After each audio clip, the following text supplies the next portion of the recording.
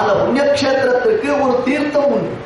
அந்த தீர்த்தத்தை கொண்டு புண்ணியக்ஷேத்திரத்திற்கு கியாதி உண்டாகும். க்ஷேத்திரம் அஹோபிலம் என்பது க்ஷேத்திரம். அடுத்தது என்ன தீர்த்தம்? தீர்த்தமங்கது பவநாசஹேதோ. பவம்னா சம்சாரம். நமக்கு கொடியதான சம்சாரத்துல நாம மாட்டின்னு இருக்கோம். நாம சம்சாரத்துல சுகமா இருக்கிறதா நினைச்சிட்டு இருக்கோம். ஆனால் கொஞ்சம் ஏகாந்தமா அமர்ந்து நாம் சிந்தித்து பார்த்தோம் என்றால் நமக்கு எத்தனை விதமான சங்கடங்கள் நமக்கு உண்டாகின்றன அப்படின்னு நமக்கு தெரியும். கல்யாணம் ஆகாதவாளுக்கு கல்யாணம் ஆகணுமேன்றதான கஷ்டம் உண்டாது. கல்யாணம் ஆனவாளுக்கு ஏன் நாம கல்யாணம் பண்ணிட்டோன்றதான கஷ்டம் உண்டாது. குழந்தை பிறக்காதவாளுக்கு குழந்தை இல்லைன்றதான ஒரு துன்பம் உண்டாகிறது. குழந்தை பிறந்தவனுக்கு நாம குழந்தை இல்லாமலேயே இருந்திருக்கலாம் போல இருக்கே அப்படின்றதான ஒரு சிந்தனை உண்டாது. இது சாமானியமா சொல்ற விஷயம். இன்னும் நம்ம ஆராய்ந்து பார்த்தோம். மனைவியினுடைய கடுஞ்சொல் கூறாத கணவன் அல்லது கணவனுடைய கடுஞ்சொல் கூறாத மனைவி, தன்னை சுற்றி இருப்பவர்கள் தனக்கு தீங்கிழைப்பதினாலே மனது மிகவும் வெந்திருக்கக்கூடிய ஒரு ஜீவன், அல்லது இவன் செய்யக்கூடிய தீங்குகளாலே மற்றவர்களுக்கு மனதில் ஏற்படக்கூடிய சிரமம், இப்படி பல விஷயங்கள் இருக்கு. நாம எதை சுகம்னு சொல்லிட்டு இருக்கோமோ அது சுகம் சாஸ்திரம் இல்லை. அந்த சுகத்தை நாம ஏதோ பெரிய விஷயமா நினைச்சுட்டு அதை தேடி போயிட்டு இருக்கோம். அதையால நமக்கு இந்த பவம்னா சம்சாரம், இத்தகைய கொடியதான சம்சாரம் நாசத்தை அடைய வேண்டும், அதை நசித்து போக வேண்டும், அது இருக்கக்கூடாது ஆசைப்பட்டோம்னா அதுக்கு ஒரே ஒரு வழிதான். என்ன இருக்குன்னா, உத்தமமான புண்ணிய தீர்த்தம் மேற்கு நோக்கி பிரவகிக்கக்கூடியது அஹோபில கஷேத்திரத்துல ஒரு புளிய மரத்தின் அடியிலிருந்து பெருக்கெடுத்து ஓடக்கூடியதான கங்கையை காட்டிலும் புண்ணிய நதியான பவனாசினி என்னும் தீர்த்தத்தை காட்டிலும் வேறொரு கதி இல்லை அர்த்தமாக இருக்கு. தீர்த்தமங்கது பவநாசகேதோ. பவநாசம், பவம்னா சம்சாரம். இந்த சம்சாரத்தை ஒழிப்பதற்கு, சம்சாரத்தை ஒழிப்பதற்குனா யாரும் விடுவே அந்த தண்ணியை தள்ளி விட்டுணும் அர்த்தம் இல்லை. நமக்கு கொடியதான இந்த சம்சாரத்தில் இருந்து ஏற்பட்ட பாவங்கள் கர்மாக்கள், இந்த கர்மா நசிப்பதற்கு, கர்மா ஒழிவதற்கு என்ன காரியம்? பவனாசினியில் ஒவ்வொரு சமயத்தில் நாம் தீர்த்தமாடுவதனால் நமக்கு ஏற்படக்கூடிய பலன்கள் காண்பிக்கப்படுகின்றன. கார்த்திகை மாசம் பவனாசினியில தீர்த்தமாடினால் என்ன பலன்? சித்திர மாசத்துல பவனாசினியில தீர்த்தமாடினால் என்ன பலன்? கஜகுண்டத்துல தீர்த்தமாடினால் என்ன பலன்? ராமதீர்த்தத்துல தீர்த்தமாடினால் என்ன பலன்? அந்த இடத்துல ஒரு பிராமணருக்கு மனது உவந்து நமக்கு பிரயோஜனம் இல்லைன்னு நாம எடுத்து வச்ச வஸ்திரமா இருக்கக்கூடாது. உண்மையிலேயே மனது உவந்து நல்ல வேதாத்தியன சம்பன்னரான ஒரு சுவாமிக்கு நாம் வஸ்திரத்தை அளித்தால் என்ன பலன்? ஒரு கிராசம் அவருக்கு அன்னம் அளித்தால் என்ன பலன்? அங்க இருக்கிற காக்கா குருவிகளுக்கு ஒரு பிடி அரிசியை போட்டா என்ன பலன் அப்படின்னு மகாத்மியம் சொல்லும். பொய்யிலேயே சத்தியம் தானே. நம்ம புராணங்கள் எப்பொழுதுமே நம்மளை வஞ்சனம் பண்ணாதே. நம்ம பெரியவர்களோ நம்ம புராணங்களோ நம்ம சாஸ்திரங்களோ ஒரு விஷயத்தை நமக்கு சொல்லியிருக்குன்னா நம்மளை வஞ்சிக்கணும்ன்றதான நோக்கம் அவைகளுக்கு என்றுமே கிடையாது. அதை உணர்ந்தோமேயானால் சாஸ்திரத்துல விசுவாசம் நமக்கு உண்டாகும். நம்ம புராணங்கள்ல நமக்கு விசுவாசம் உண்டாகாததற்கு காரணம் இல்லை. நம்ம பெரியோர்கள் நமக்கு உபதேசம் செய்திருப்பதில் நமக்கு விசுவாசம் உண்டா. அவ சொல்லிட்டு போயிடுவா, இப்ப எப்படி நம்மளால அதெல்லாம் பண்ண முடியும்? அவ ஏதோ தனக்கு தோன்றதை சொல்லிட்டு போயிடுவா. இப்ப இருக்கிற காலத்துல அதெல்லாம் பண்ண முடியுமா? ஒரு விழுப்பு தீட்டு பார்த்து இருக்க முடியுமா? இருக்க முடியாது. ஏன்னா நம்முடைய மனோபாவம் அதுல ஒத்து வரல. சாஸ்திரத்துல விசுவாசம் இருந்து இதிகாச புராணங்கள் அனைத்துமே நமக்கு ஹிதோபதேசம் தான் செய்கின்றன.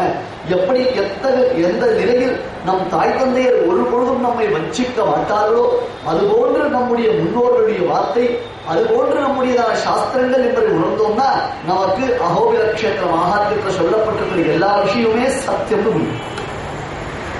இது எல்லாமே சத்தியம் என்பதை நமக்கு சம்சய லேசம் கூட உண்டாகவே உண்டாகாது. அதை ஸ்பஷ்டமா சொல்ற. மனது உவந்து ஒரு பிராமணனுக்கு நீ தானம் பண்ணு, மனது உவந்து ஒரு பிச்சைக்காரனுக்கு கொடு. ஒவ்வொரு ஸ்லோகத்திலையும் மனது உவந்து ஏன் அப்படின்னு கேட்டா இது ஒரு பரிகாரமா நீ பண்ணாத, ஒரு சந்தோஷமா பண்ணுன்னு சொல்லு. தீர்த்தமங்கது பவநாசகேதோ.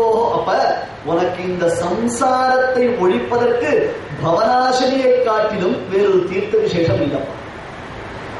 பிரயாகத்திலேயோ அல்லது காசியிலேயோ அல்லது உத்தமமான அந்த சேதுஷ்டானமோ செய்தால் உனக்கு எத்தகைய ஒரு பரசித்தி உண்டாகுமோ அந்த பரசித்தி பவநாசினி என்னும் புண்ணிய தீர்த்தத்துடைய ஸ்மரணத்தினாலேயே சித்திக்கிறது. நகாருடாத்ரே அபரோஸ்தி சைலா. கருடகிரி என்னும் ஒரு உத்தமமான சிகரம் இருக்கு, பெரிய மலைச்சிகரம். அந்த மலைச்சிகரத்தை சொல்லும் பொழுது அச்சலச்சாயா மேரு அப்படின்னு சொல்றாரு. அதாவது இந்த ஒரு மலை இருக்கே, இதனுடைய நிழல் பூமியில படாதாம். இந்த மலையினுடையதான நிழல் பூமியில படவே படாதாம். அது புராணம் சொல்லும். ஒரு பெரிய பர்வதம், பன்மையமான சிகரங்கள் இருக்கு, விண்ணை முட்டக்கூடியது. அதுல நெடிதுயர்ந்ததான ஸ்தம்பம் ஒன்று இருக்கு. இரண்யகசிபுவினுடைய இல்லத்தில் இருந்ததான அந்த கம்பம் தான் பின்னால் அப்படியே மலையாக உறைந்து விட்டதோ என்று எண்ணலாம்படியாக ஒரு மாபெரும் மலை சிகரம், பர்வத சிகரம் காணப்படுகிறது. சூரியனை தொடும் அளவிற்கு அந்த பர்வத சிகரம் உயர்ந்து ஓங்கி இருக்கிறது. அதற்குத்தான் காருடசைலம் என்பது பெயர். கருடன் செய்த தவத்தின் பயனாக ஸ்ரீ நிருசிம்மன் அத்யாபி பரிதிருஷ்யதே. நம்மை போன்ற சாமானியர்கள் சென்றால் கூட தவம் வேண்டாம், தானம் வேண்டாம், யஜ்ஞம் வேண்டாம், யாகம் வேண்டாம், மனசுத்தி கூட தேவையில்லை சுவாமி. ஆனால் கண்ணை விரித்து சேவித்தால் சேவை சாதிக்கக்கூடியவரான் நிற்கிறார். கருடன் செய்த தவத்தின் பயன் இன்னைக்கு அகோபில நிருசிம்மன் நமக்கு பிரத்யட்சமா சேவை சாதிக்கும். எப்படி அந்த கருடனுக்கு பெருமான் சாட்சாத்கிருதரானானோ அதே திருக்கோலத்துல கருடனுடைய பிரார்த்தனையின் பேரில் பெருமான் இன்றளவும் நமக்கு சேவை சாதிக்கின்றான். ஆகையால் மேருவை காட்டிலும் உயர்ந்த பர்வத சிகரம் இது காருடசைலம் என்னும் இந்த பர்வதம். நகாருடாத்ரே அபரோஸ்தி சைலா. சம்ஸ்கிருதத்தில் அத்ரி என்றால் மலை, சைலம் என்றாலும் மலை. நகாருடாத்ரே அபரோஸ்தி சைலா. கருடகிரியை காட்டிலும் வேறொரு உயர்ந்த மலை இல்லவே இல்லை. 3 விஷயங்களை சொல்ற. நிருசிம்மனை காட்டிலும் உயர்ந்த தெய்வம் இல்லை, பவனாசினியை காட்டிலும் புண்ணிய தீர்த்தம் இல்லை, அகோபிலத்தை கருடகிரியை காட்டிலும், கருட பர்வதத்தை காட்டிலும் வேறொரு உயர்ந்த மலை இல்லை என்று சொன்னவர் அடுத்தது என்ன? பக்த ஜந்தோ அபரோஸ்தி யோகி. ரிஷிகளுக்கு ஒரு பேர் உண்டு, கிராந்த சக்ஷுஷா ரிஷிகளுக்கு, கிராந்த தரிசினா பேர். நாம் நேர இருக்கிறதையே சரியா பார்க்க மாட்டோம். நாம நேர இருக்கிறதையே கண் திறந்து பார்த்து வழக்கம் இல்லை. பெருமாளைத்தான் சேவிச்சோம், கோட்சியில் இருந்தோம், 2 மணி காலம் பாராயணம் பண்ணினோம், கோட்சி ஆச்சு, தீர்த்த சடாரி வாங்கிட்டோம், எல்லா இடத்தும் விநியோகமும் ஆச்சு.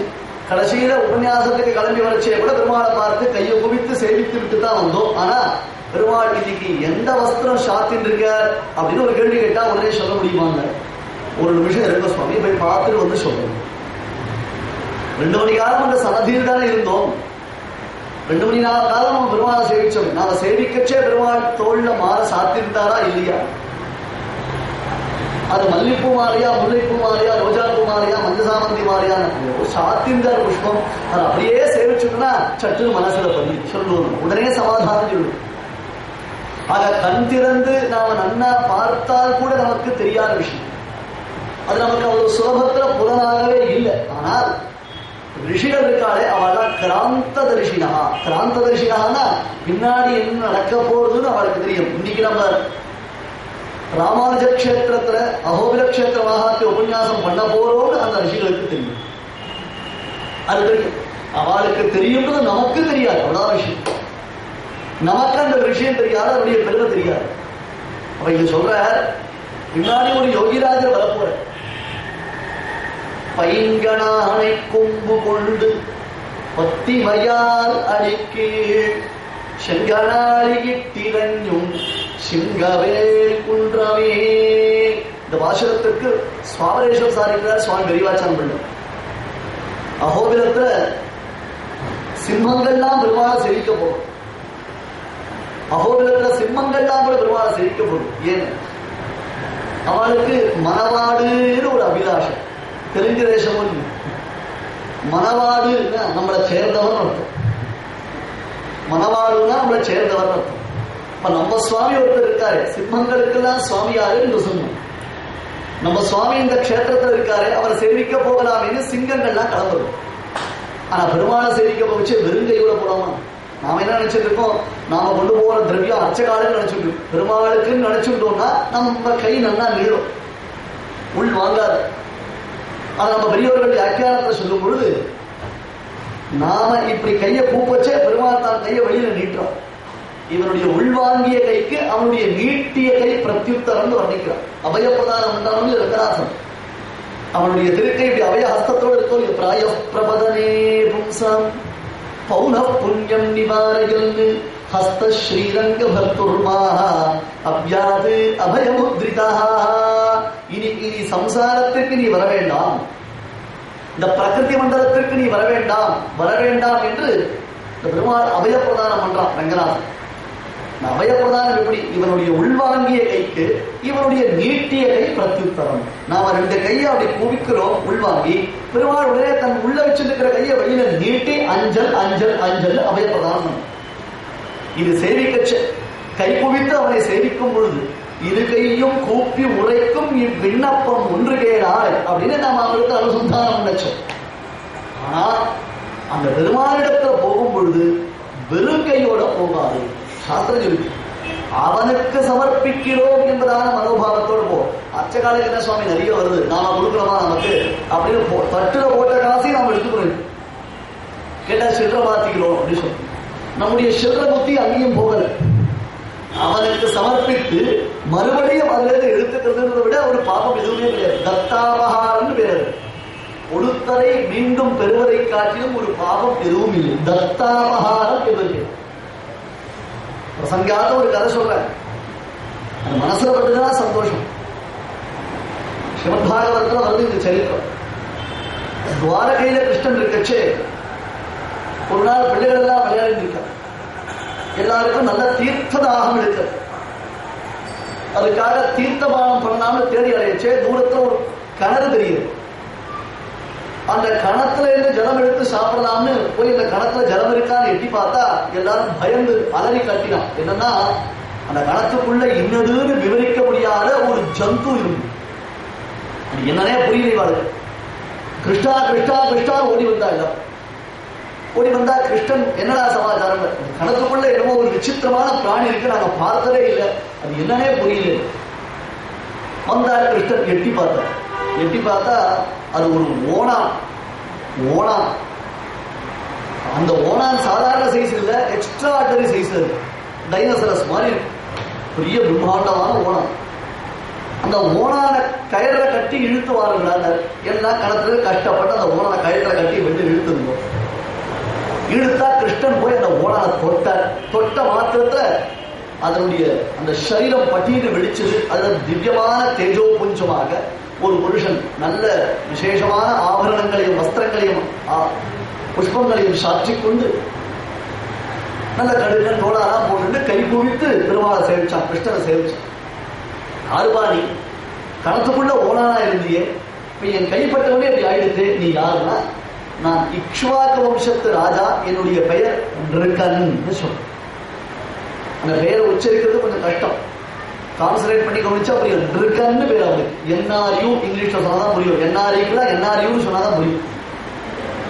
நம்மளாம் என்ஆர்ஐயா மாறிட்டுதான் நமக்கு அவ்வளவு தூரம் தமிழோ சம்ஸ்கிருதமோ பழக்கம் இல்லையோ. அதனால என்ஆர்யூ நிருகன், என் பெயர் நிருகன், நான் இக்ஷ்வாக வம்சத்து ராஜா. ஏன்பா இப்படி இருக்க, என்ன ஆச்சு, இது போன்ற ஒரு துன்பம் உனக்கு எதனால உண்டாச்சு? அதுக்கு அவர் பதில் சொல்ற, சுவாமி இந்த நிருக மகாராஜான்றது உலகத்துல ரொம்ப பிரசித்தம். அவரை போல தான தர்மம் பண்ணினவாள்லாம் யாருமே கிடையாது. அதுக்கப்புறம் தான் கர்ணன் தான். யாராத்துக்கு போனாலும் பூமியில அண்டர் த ஸ்கை அப்படின்னாலும் இல்லையோ, அந்த மாதிரி பூமியில யாராத்துக்கு போனாலும் எனக்கு நிருக மகாராஜா இந்த தானம் பண்ணினா அந்த தானம் பண்ணினான்னு சொல்லுவார். அவ்வளவு பெருமை நிருக மகாராஜன். அவன் என்ன பண்ணா, யாரோ ஒரு சுவாமிக்கு 1,00,000 பசுமாடு தானம் பண்ணி. பசுமாடு தானம் பண்றதா நான் தான் பசு கொடுக்கணும் இல்லையோ, அதுவே உங்களுக்கு அதிகம். இது தவிர வேற ஏதாவது என்கிட்ட எதிர்பார்க்காதீங்கன்னு நம்ம சொல்லுவோம். பசுமாட்டை அப்படியே கொடுத்துடக்கூடாது. பசுமாட்டினுடையதான பாதங்களுக்கு தங்க பூன் போடணும், பூட்ஸ் போடணும் தங்கத்துல. அதனுடைய கொம்புகளுக்கு தங்கத்துல குப்பி போடணும். கழுத்துல நிறைய திருவாபரணம் போடணும். உடம்புல நிறைய பட்டு சார்புகள் போத்தணும். இத்தோட தான் தானம் பண்ணணும் பசுமாட்டை. அது